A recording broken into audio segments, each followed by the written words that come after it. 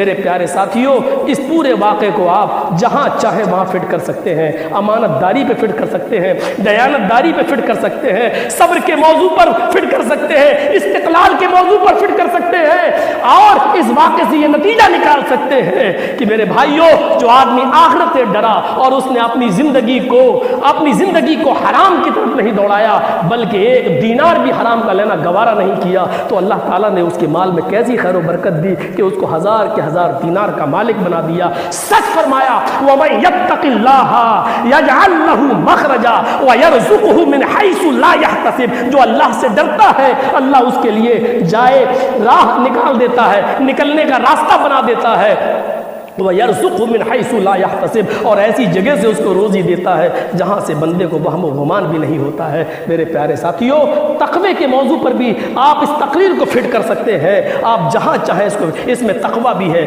اس میں دیانت داری بھی ہے، اس میں استقلال بھی ہے، اس میں صبر بھی ہے، اس میں امانت داری بھی ہے اور دیانت داری بھی ہے۔ میرے بھائیوں، ایک ہی واقعہ کئی موضوع کو لوگ سحری کرنے کے بعد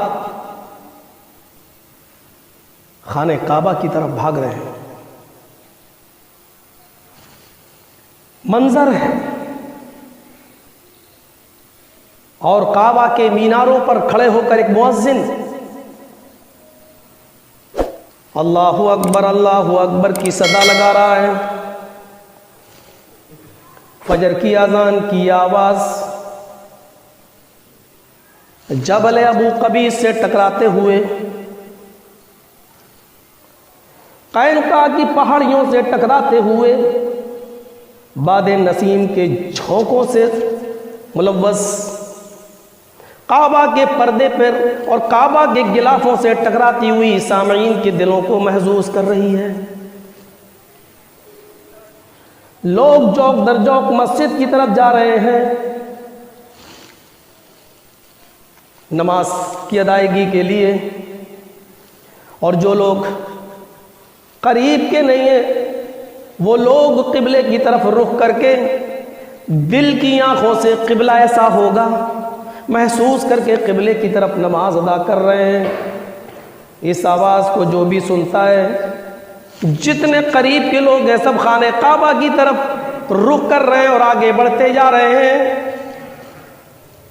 مکے کا کوئی فرد ایسا ہوگا جس نے آواز سنی اور وہ خانہ کعبہ کی طرف نہ گیا ہو، ایک رکعت نماز پڑھنے کا ثواب 1,00,000 رکعت کے برابر کیوں ہم اس سے محروم ہو جائیں؟ سب خانہ کعبہ کی طرف آگے بڑھ رہے ہیں، لیکن ایک 86 سال کا بوڑھا، ہاتھوں میں طاقت نہیں، پیروں میں چلنے کی سکت نہیں، لمبی لمبی فجر میں ہونے والی قرات شاید اتنی دیر تک وہ اپنے کمزور پیروں پر کھڑا ہو کر سننے کی طاقت نہیں رکھتا۔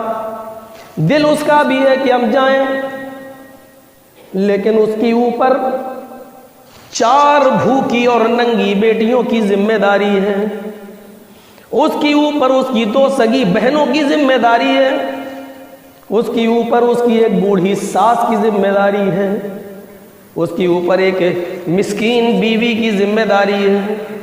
86 سال کا اکیلا بوڑھا، 2 دن فاقے سے گزر چکے ہیں، رمضان کا مہینہ شروع ہو چکا ہے، گھر میں کھانے کو کچھ نہیں ہے، خشک کھجوروں کے تھوڑے سے ٹکڑے تھے، اس کو کھا کر اس نے روزہ رکھ لیا، فجر کی نماز پڑھنے سے قاصر ہے، نہیں جا پا رہا ہے۔ 4 جوان بیٹیوں کی ذمہ داری، 2 سگی بہنوں کی ذمہ داری، ایک بوڑھی ساس کی ذمہ داری اور ایک بیوی، مسکین بیوی کی ذمہ داری۔ سب نماز پڑھ کے واپس آئے، بیوی کہتی ہے ابو الغیاث ہم لوگ تو بھوکے رہ لیں گے، بچوں کے لیے کیا ذمہ داری ہے تمہاری؟ نکلو چلو، شاید کچھ روٹی کے ٹکڑے مل جائیں تمہیں۔ سورج تھوڑا سا پروان چڑھتا آگے بڑھتا ہے۔ ابو الغیاث نے کہا لبابہ تم ٹھیک ہی کہہ رہی ہو، حرکت میں برکت ہے، میں نکلتا ہوں۔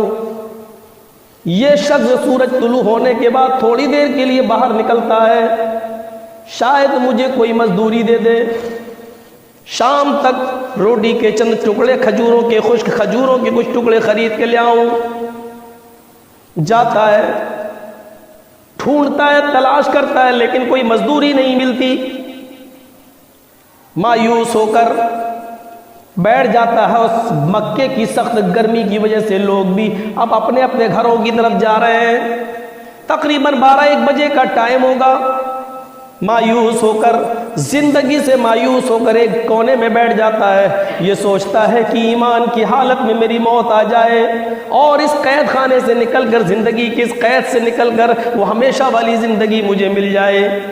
کبھی سوچتا ہے کہ خودکشی کر لوں، لیکن خود دانا تھا، عالم تھا، میں اپنے رب کو کیا جواب دوں گا اگر خودکشی کر کے مر گیا؟ یہ بزدلی کی موت ہے۔ اس نے ایک چھوٹی سی لکڑی کا تنکا لیا اور اس سے زمین کو کریدنے لگا۔ سوچ میں ڈوبا ہوا، 4 جوان بیٹیوں کی ذمہ داری، 2 سگی بہنوں کی ذمہ داری، ایک بوڑھی ساس کی ذمہ داری اور ایک میری بیوی، 8 تو یہی ہو گئے اور مجھے لے کر 9۔ زمین کو کورید رہا تھا، اچانک اس کا ہاتھ ایک نرم و ملائم تھیلی سے ٹکرایا، کسی چیز سے ٹکرایا، تھوڑی دیر کے لیے سکتے میں آ گیا، یہ کوئی سانپ تو نہیں، کوئی زہریلا سانپ تو نہیں۔ پھر یہ سوچ کر ہاتھ کو آگے بڑھا دیا، سانپ ہی ہو تو اچھا ہے، یہ مجھے ڈس لے اور اس کا زہر سرایت کر جائے میرے بدن میں اور میں مر جاؤں۔ پھر سوچتا ہے کہ نہیں، ایمان کا تقاضا یہ نہیں ہے۔ ایک آدمی کو جب اتنے ٹینشن ہو تو کچھ بھی سوچتا ہے، پھر ایمان کی قوت یہ ہے کہ اس کو بچا لیتی ہے۔ پھر اس نے ہاتھ بڑھایا تو کیا دیکھتا ہے کہ ہمیانی اس کو نظر آتی ہے۔ ہمیانی ایک بیلٹ ہوتی ہے چمڑے کی، جس میں حاجی لوگ جو ہوتے ہیں پرس وغیرہ، روپے وغیرہ رکھ کے اور اپنے کمر سے باندھ لیتے ہیں، اور حج کے موقع پر پاسپورٹ وغیرہ اس میں رکھ لیتے ہیں، ضروری کاغذات۔ وہ ہمیانی اس کو نظر آتی ہے۔ اس نے ہمیانی کو کھول کے دیکھا تو اس میں سونے کے دینار ہیں۔ اصل امتحان اب شروع ہوتا ہے، اصل دیانت داری اب شروع ہوتی ہے، اصل امانت داری کا کھیل اب شروع ہوتا ہے۔ اس نے جب ہمیانی میں سونے کے دینار دیکھے تو کہا اللہ، یہ تو بہت بڑا انعام ہے، بہت بڑا گفٹ ہے۔ لیکن عالم تھا، دانا تھا، جانتا تھا کہ یہ میں نے محنت سے نہیں کمائی ہے، یہ میری محنت کا نتیجہ نہیں ہے، یہ لقطہ ہے۔ شریعت کی نظر میں اس کو لقطہ کہتے ہیں۔ زمین پر گرا پڑا مال، عالم تھا، وہ مسئلہ جانتا تھا، یہ مال ابھی میرا نہیں ہوگا، پورے 1 سال تک اس مال کا اعلان کرنا پڑے گا۔ ایک ایک کر کے لوگوں کو جہاں جہاں کوشش کر سکتے ہو وہاں تک اس کا اناؤنسمنٹ کرو، اعلان کرو، تب 1 سال کے بعد جب کوئی لینے نہ آئے تب اس کو تم اللہ کا تحفہ سمجھ کر آپ قبول کر سکتے ہو، تب اس کو آپ لے سکتے ہو۔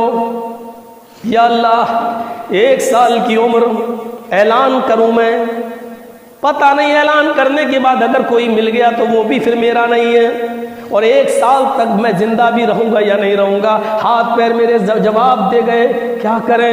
پھر اس نے خیال کیا نہیں، اس آفت کو کون مول لے، اس ہمیانی کو، اس بیلٹ کو جو سونے کی دینار سے بھری ہوئی ہے یہیں چھوڑ دو۔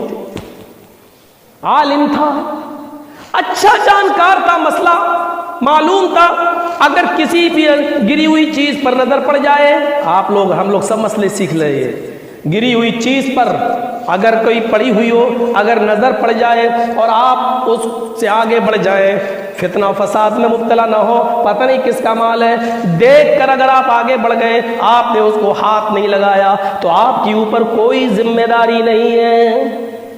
لیکن اگر گری ہوئی چیز کو آپ نے ہاتھ لگا لیا، چھو لیا، آپ کے ہاتھ میں آ گیا، اب آپ اس کو رکھ کر آگے نہیں بڑھ سکتے ہو، اب آپ کے اوپر پوری کی پوری ذمہ داری عائد ہوتی ہے۔ یا اللہ، یہ میری اوپر ایک اور مصیبت آ گئی، کاش میں نے اس ہمیانی کو ہاتھ نہ لگایا ہوتا، آگے بڑھ گیا ہوتا، اب میں نے ہاتھ لگا لیا ہے، اب میں اس کو زمین پر پھینک کر یا اسی جگہ رکھ کر آگے واپس بھی نہیں جا سکتا۔ شریعت منع کرتی ہے، جناب محمد رسول اللہ صلی اللہ علیہ وسلم منع کرتے ہیں، اب کیا کریں؟ اس نے ہمیانی کو اپنے ہاتھوں میں لیا اور سیدھے اپنے گھر کی طرف چلا، چوروں کی طرح گھر میں داخل ہوا تاکہ میری بیوی کی، میری ساس کی نظر نہ پڑے، ورنہ بھی ان دیناروں کو فروخت کر کے کوئی چیز کھانے پینے کی چیز کا مطالبہ ہو جائے گا۔ چوروں کی طرح گھر میں داخل ہو رہا ہے، لیکن بیوی کو قدموں کی آہٹ پتہ چل جاتی ہے۔ ابو الغیاث کیا ہے؟ کہا کچھ نہیں۔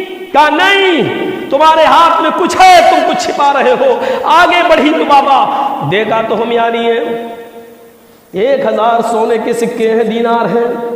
کہا اللہ تعالیٰ نے تمہیں گفٹ دیا ہے، جاؤ بازار سے کچھ خرید کر لاؤ، بچے بھوکے شام کو روزہ افطار کر لیں گے، امیروں کے یہاں دسترخوان سجتے ہیں، ہمارے یہاں پر بھی آج افطار کا انتظام ہوگا۔ نہیں لو بابا، یہ لقطہ ہے، گرا ہوا مال ہے، 1 سال تک اس کا اعلان کرنا پڑے گا، اس کے بعد کہیں جا کر یہ میرا ہوگا۔ نہیں میری بیوی، میں نے اپنے 80 سال 86 سال کی زندگی میں 50 سال بڑی امانت داری کے گزارے ہیں، اب میرے پیر قبروں میں لٹک چکے ہیں، اب میں ایسا نہیں کر سکتا ہوں، میں اپنی اتنے سال کی عبادت کو چند درہموں اور دینار کے لیے ہم برباد نہیں کر سکتے۔ اے میری بیوی صبر کرو، اللہ کوئی راستہ نکالے گا۔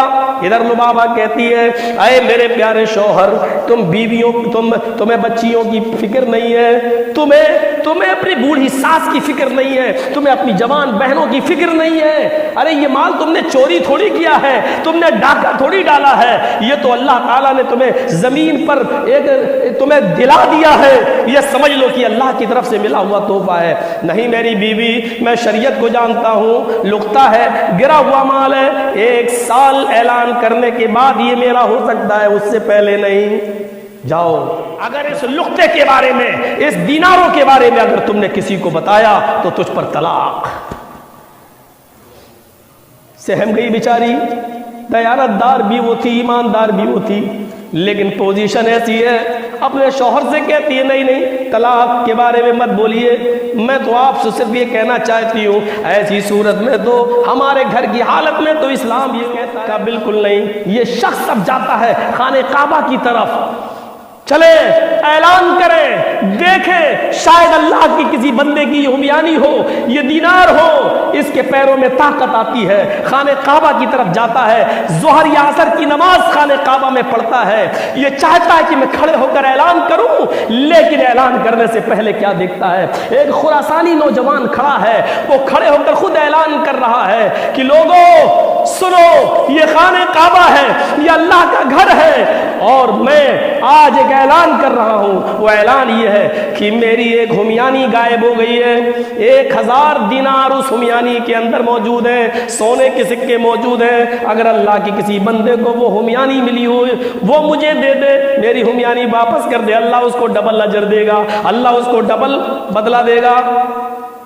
اس بوڑھے نے کہا، نظر آسمان پہ ڈالی، اللہ 1 سال کیا، یہ تو 1 دن بھی ہم اپنے پاس نہیں رکھ پائے اور اس کا مالک ہمیں نظر آ گیا۔ یہ بوڑھا کھڑا ہوا 86 سال کا بزرگ اور کہتا ہے اے خراسانی نوجوان، ہمارا علاقہ بڑا پسماندہ ہے، مزدور طبقہ لوگ ہیں، پیشہ ور لوگ ہیں، بہت غریب پوزیشن ہے، اگر تم کچھ انعام کا اعلان کر دو کہ ہم اتنا دینار انعام دیں گے تو شاید وہ ہمیانی تمہاری اللہ سے ڈرنے والے کسی انسان کو مل گئی ہو، خوف خدا کھانے والے کسی انسان کو مل گئی ہو، انعام کے لالچ میں وہ آدمی تمہاری ہمیانی تمہیں واپس کر دے۔ وہ خراسانی نوجوان کہتا ہے اے بزرگ آپ ہی بتاؤ کہ ہم کتنے دینار کا اعلان کریں؟ یہ بوڑھا کہتا ہے کم سے کم 100 دینار کا اعلان کر دیجئے، 1000 میں سے 100 کے لالچ میں شاید اللہ سے ڈرنے والا وہ آدمی تمہاری ہمیانی دے دے۔ اس خراسانی نوجوان نے ایک عجیب بات کہہ دی، کہنے لگا نہیں ہرگز نہیں، 100 دینار میں بالکل نہیں دے سکتا، چھوڑ دیجئے، اے بزرگوار آپ بیٹھ جائیے، میرا معاملہ اللہ کے سپرد ہے، اب ہمیانی لینے والا اور میرا اللہ، بس ان دونوں کا معاملہ میں نے اللہ کے سپرد کر دیا ہے۔ یہ کہہ کر وہ اپنے گھر چلا گیا، ہمیانی جس کی تھی وہ نوجوان اپنے ہوٹل میں اپنے ڈیرے پہ چلا گیا اور یہ شخص اپنے گھر پہ چلا آیا۔ اسی مکے میں خانہ کعبہ میں محمد ابن جعفر طبری نام کے ایک طالب علم پڑھتے تھے، زیر تعلیم تھے، محمد ابن جعفر کہتے ہیں طبری میں سمجھ گیا ہو نہ ہو یہ ہمیانی اسی بزرگ کے پاس ہے، اسی 86 سال کے بوڑھے کے پاس ہے۔ میں ان کے پیچھے پیچھے چلنے لگا. یہ بزرگ اپنے گھر میں داخل ہو گیا. میں دروازے کی آڑ سے گھر میں کی آواز سننے لگا. کہا بیوی لبابہ ہمیانی والا مل گیا ہے. میں نے 100 دینار لینا چاہے اس سے, لیکن اس نے لینے سے انکار کر دیا. لیکن لبابہ اس نے ایک اور عجیب بات کہہ دی. اس نے کہہ دیا ہمیانی لینے والا اور میرا معاملہ اللہ کے سپرد ہے. لبابہ میرے پیر قبر میں لٹکے ہوئے ہیں, میں بے ایمانی نہیں کر سکتا. 1-2 دن اور رکھ کر دیکھتا ہوں.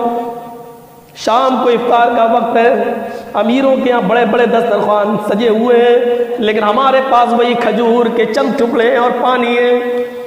صبح پھر یہ جاتا ہے دوسرے دن اور پھر دیکھتا ہے کہ ہمیانی والا اعلان کر رہا ہے اللہ کے اگر کسی بندے کو میری ہمیانی ملی ہو تو وہ مجھے دے دے, اللہ اس کو ڈبل اجر دے گا. یہ بزرگ پھر کھڑا ہوا اور کہنے لگا آئے نوجوان, میں نے تم سے کل بھی کہا تھا شاید کسی اللہ سے ڈرنے والے کو کوئی ہمیانی مل گئی ہو اور وہ بیچارہ انعام کے لالچ میں ہو, شاید اس کے گھر کی تنگ دستی اس کو اجازت نہ دے رہی ہو, تم اعلان کر دو شاید وہ دے دے.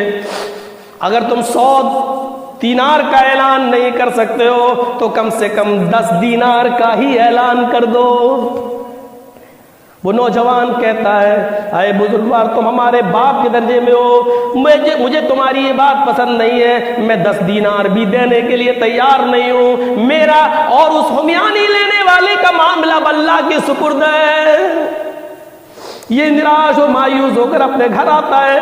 محمد ابن جعفر طبری کہتے ہیں کہ میں نے پھر پیچھا کیا, پھر آواز سنی گھر کے باہر آئے میری بیوی وہ 10 دینار دینے کے لیے بھی تیار نہیں ہے. اب کل میں آخری چال چلوں گا, ایمانداری کی چال چلوں گا, ہمیں حرام مال نہیں چاہیے, شاید وہ اللہ کا بندہ کچھ دے دے, کل کا چولہا جل جائے, کل ہمارے گھر میں بھی کچھ پک جائے. کہا کہ تمہاری جیسی مرضی. 4 بیٹیاں 2 بہنیں, ایک ساس اور ایک میں, آپ کی عمر 86 سال. دیکھو مجھے تو نہیں لگتا کہ اللہ ایسے آدمی کو عذاب دے گا. اگر چند دینار آپ نے خرچ بھی کر لیے تو اللہ آپ کو عذاب نہیں دے گا, کیونکہ آپ نے یہ چوری نہیں کی. ڈاگا ہر طریقے سے بیوی اس کو سمجھا رہی ہے, لیکن ایمان اور ایمانت داری اور صداقت کا جذبہ اس بوڑھے کے دل میں ایسا موجزن ہے کہ نہیں اے میری بیوی تم نہیں جانتی ہو, قبر کے اندر پہنچ کر عذاب کا ایک گرم جھونکا میری زندگی بھر کی عبادت کو تباہ کر دے گا, اور ہم برداشت نہیں کر سکتے ہیں. میں نے اتنے دن صبر سے کام چلایا ہے, اس 86 سال کی عمر میں تم چاہتی ہو کہ 1-2 دینار خرچ کر کے ہم اپنی عاقبت کو برباد کر لیں. یہ ایمانداری کا بھوت اس پر سوار ہے, اور بیوی کے اوپر اپنے بچوں کی بھوک نہیں دیکھی جا رہی ہے. تصور کرو میرے پیارے ساتھیوں, تصور کرو, اور یہ بھی تصور کرو کہ ہم کہاں ہیں, اور یہ بھی تصور کرو کہ ہمارے دلوں میں کتنا % ایمان ہے. ایمانت داری کا ایک واقعہ, اس پوزیشن میں جہاں مردہ جانور بھی ان کے لیے حلال ہو اور شریعت اجازت دے رہی ہو, ایسی پوزیشن میں بھی 1 درہم, وہ بھی زمین پر پڑا ہوا چوری اور ڈکیتی کا نہیں, لیکن استعمال نہیں کر رہا 1 بھی دینار. تیسرے دن جاتا ہے وہ بزرگ, وہ نوجوان پھر وہی اعلان کر رہا ہے. یہ بزرگ کہتا ہے ارے بھائی تم انعام کا اعلان کیوں نہیں کرتے ہو, اگر 10 درہم نہیں تو 1 ہی درہم کا اعلان کر دو, شاید وہ اسی لالچ میں تمہیں کچھ دے دے. لیکن اس نوجوان نے کہا میں 1 درہم بھی نہیں دوں گا, میرا معاملہ اور ہمیانی لینے والے کا معاملہ اللہ کے سپرد ہے. بوڑھے کو لگا جیسے میرے پیروں کے نیچے سے زمین سرک گئی, لیکن تھوڑی دیر کے لیے اپنے ایمانی جذبات میں آیا اور کہنے لگا نوجوان چلو میرے ساتھ اور آؤ اپنی ہمیانی لے لو. لے گئے اپنے گھر. محمد ابن جعفر کہتے ہیں کہ میں بھی اس نوجوان کے ساتھ ساتھ چل دیا. بوڑھے نے اس نوجوان سے کہا رک جاؤ. وہ گھر میں گیا, اپنی بیٹیوں اور اپنی بیوی اور اپنی ساس کو پردے میں کیا, پھر نوجوان کو اندر لے گیا. اس کے بعد ہمیانی اٹھائی اور اس نوجوان کے سامنے رکھ دی. لو, اس نے بیلٹ کھولی اور گنے تو پورے 1000 سونے کے سکے 1000 دینار اس ہمیانی میں موجود. اس نوجوان نے پوری کی پوری بیلٹ اٹھائی, اپنے کندھے پہ لادی اور چل دیا. یہ منظر اس بوڑھے کی بیوی اور اس کی 4 بچیاں اور بوڑھی ساس دروازے کے سوراخ سے دیکھ رہی تھی. اور جب یہ نوجوان دیناروں کی تھیلی لے کر نکلتا ہے اس کے گھر سے, تو ایسا لگا ابو لبابہ کو, ایسا لگا ابو الغیاث کی بیوی کو جیسے کوئی میرا جوان بیٹا مر گیا ہو, میرا کوئی لڑکا اس دنیا سے فوت ہو گیا ہو. اس نوجوان کو ذرا بھی ترس نہیں آیا کہ اس بوڑھے آدمی پر ترس کھا جاتا, اس کی گھر کی حالت کو دیکھ کر ترس کھا جاتا. محمد ابن جعفر کہتے ہیں کہ میں یہ سارا منظر دیکھ رہا ہوں ایک جالی سے, ایک سانچ سے, ایک سوراخ سے, لیکن اس نوجوان کو رحم نہیں آیا.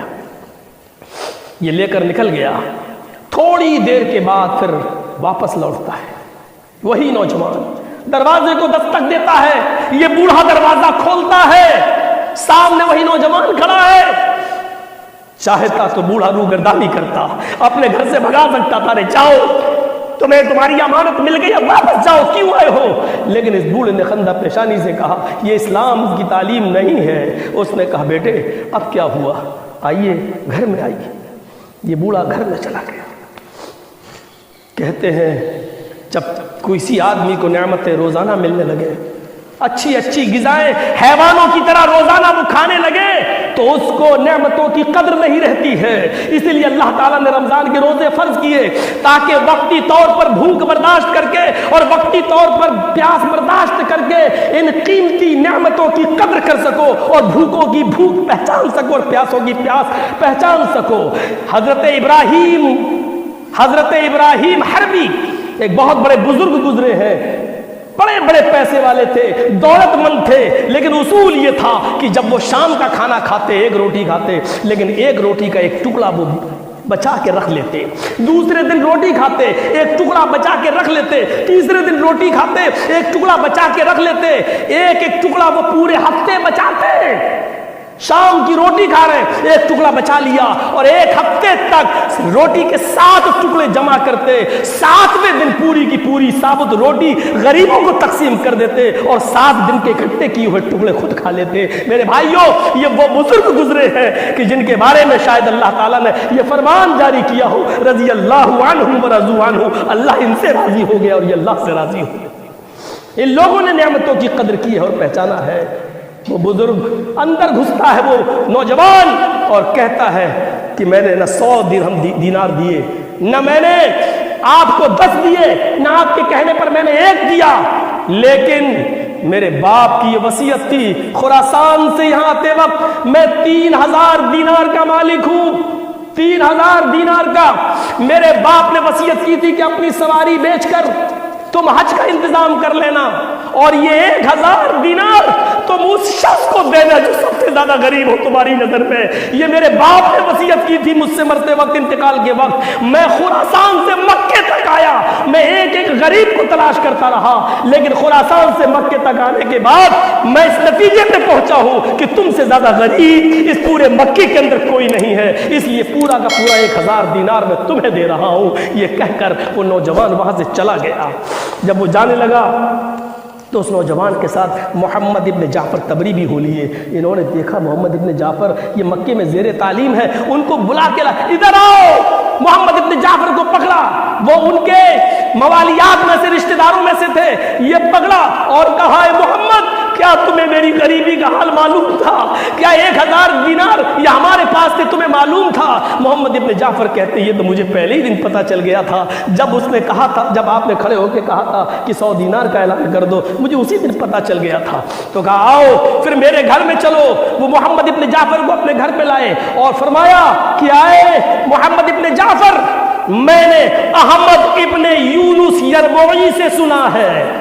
یہ ہے اس بوڑھے کا علم, 86 سال کی عمر میں حدیث کی سند اور متن پر اس کی گرفت دیکھیے. کہتا ہے وہ بوڑھا کہ میں نے احمد ابن یونس یربوعی سے سنا ہے, انہوں نے حضرت نافع سے سنا ہے, حضرت نافع نے عبداللہ ابن عمر سے سنا ہے, اور عبداللہ ابن عمر کہتے ہیں کہ میں نے نبی اکرم صلی اللہ علیہ وسلم سے سنا ہے کہ اللہ کے رسول نے فرمایا اے عمر اور اے علی, اگر تمہارے پاس کوئی گفٹ، کوئی انعام، کوئی تحفہ بنا لالچ کے اور بنا محنت کے اگر آئے تو اس کو تم ضائع مت ہونے دینا، اس کو لے لینا، اس کو کبھی ختم نہ ہونے دینا، تو تم اس کو لے لینا۔ یہ تحفہ میرے پاس بنا لالچ کے، بنا طمع کے آیا ہے، اور تمہیں معلوم ہے، آؤ ہمارے ساتھ شریک ہو جاؤ، اس تحفے میں تمہارا بھی حصہ ہے۔ محمد ابن جعفر طبری کہتے ہیں کہ وہ بوڑھا مجھے اپنے گھر لایا، اور اس کے بعد میں اس نے اپنی بیٹیوں اور اپنی بہنوں اور اپنی بیوی اور اپنی ساس کو پردہ کروایا،